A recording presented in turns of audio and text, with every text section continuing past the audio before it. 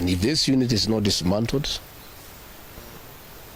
we'll be giving the name of the building and the full names of that officer and his cousin in this administration.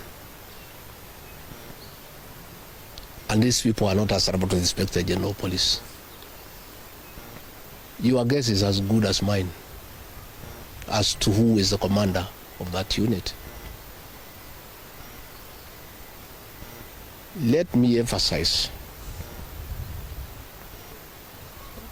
that killing our children will not quell the anger of the Kenyan people. People are very angry with this administration.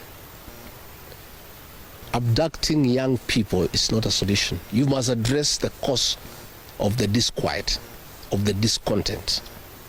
Why are people aggrieved with this administration? That must be dealt with. Abducting these children and killing them is not a solution. And I must remind my friend and brother, Dr. William Ruto, that since independence, no government has ever gone for children. This is the first administration in the history of this country to target children for repression and persecution.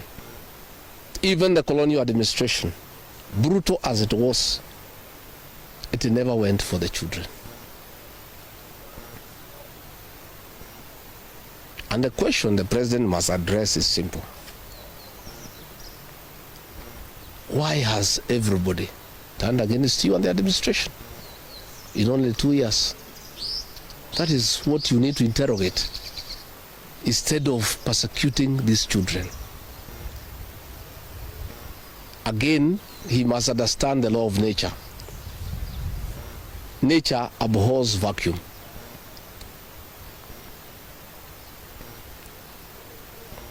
When you swallow the opposition and there is nobody to hold you to account,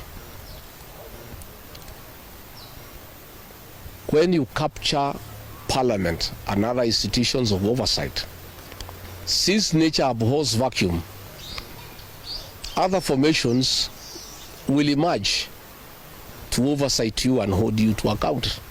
And that is how the church has come up to hold the government to account. And that is how these young Kenyans have come out to hold the government to account. In the unfortunate event that these children were to be muzzled and silenced through death and abductions and other extrajudicial methods of silencing dissent, some new formations will also come up to hold the government in check because nature abhors vacuum. So the amount of repression that is going on in the country is unparalleled, it is unprecedented, and it needs to come to an end. I have just learned we have a prayer meeting in Shamata Ward in Nyandarua tomorrow. We have a farm. The residents of that ward normally meets once in a year for prayers to close the year. We have prayers tomorrow. And the police commander there in that county is intimidating leaders to cancel those prayers, that they will not be allowed to take place, that they need a permit. I want to tell the county commander in Nyandarua that you don't need a permit to hold prayers. Again, is this repression by this administration. Even if you stop the people of Nyandarua from holding prayers, that will not change their political views of what they think about this administration. I want to say the prayers will go on. I'll be in attendance with the residents of Shamata. And if the police want to come and stop the prayers, they can go ahead. But that will just enrage the people even more. And those tactics of using police to stop prayers were tried by the previous administration, and the president knows how it worked out. You just agitate people more. You make people more rebellious. There is no need for police to interfere with people's rights of expression, of association, and the freedom of worship.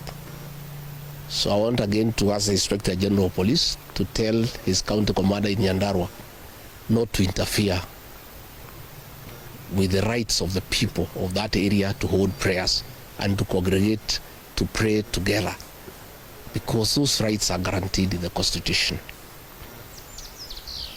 And this is not the way to deal with dissent and discontent. Let the government take time to find out why people are unhappy. Why are people so discontented with this administration? But try to stop people from meeting, from congregating will not solve any problem. It will just magnify an already bad situation. And I can tell them it will not work. It's an exercise in futility. So good people, I just wanted to make those remarks about abductions, and I can answer one or two questions if there is.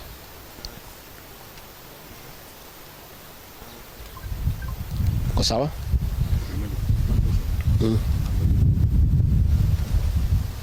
Recently, witnessed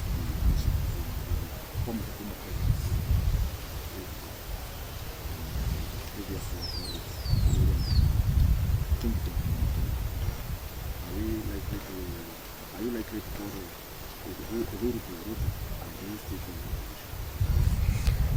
I don't know whether Uhuru is going to Ruto. I don't have such information. But I have said many times the people of this region don't follow leaders. It's leaders who follow the people. I don't follow anybody myself. I only follow the people. I have said I have very extensive consultations with the people of this region so that we decide what is our political destiny. That consultation is ongoing. It's going on. It's very extensive. It's very thorough. And it's what I'm doing here. When you walked in, I was having some consultation, and I continue to do so. I'll never follow anybody. I'll always follow the people. Yeah. Thank you very much.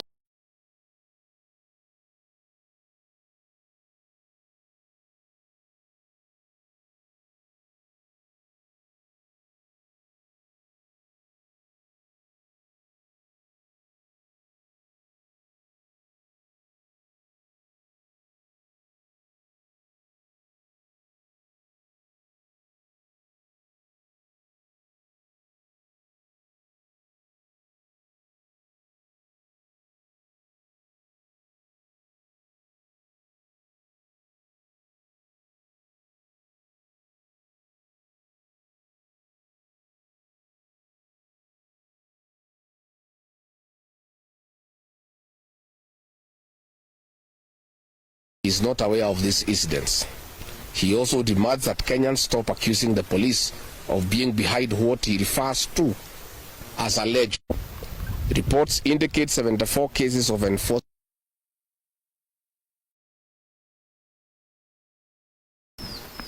Tragically, the events this December have only worsened the situation. New abductions,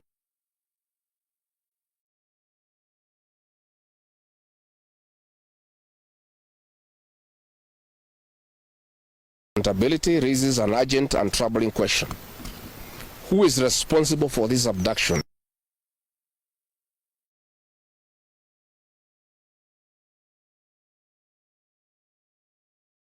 Our security agencies are either actively complicit in silencing dissent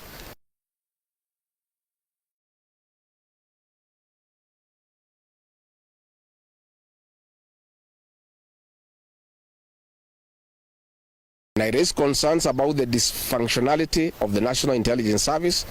I was accused of being in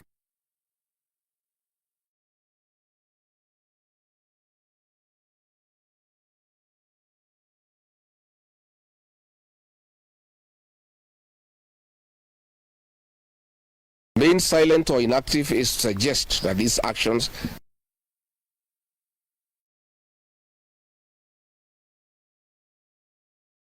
among the victims is their criticism of the president and his administration. This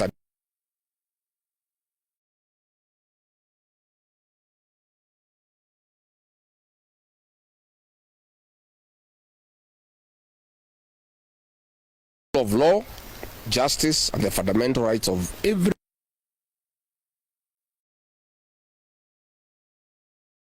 business must end. We also make an urgent appeal to all friends of this country, the media, the church,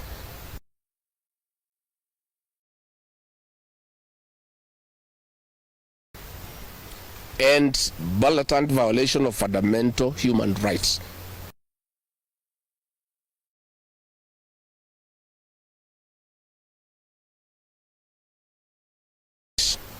Pressure must be brought to bear on this administration to respect its constitutional obligations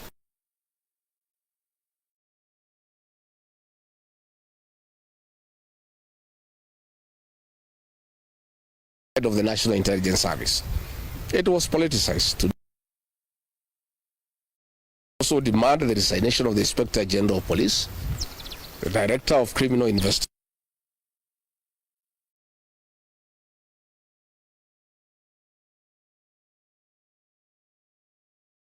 Kenyans. Meanwhile, the government must tell us what we are to do now that our security agencies have publicly stated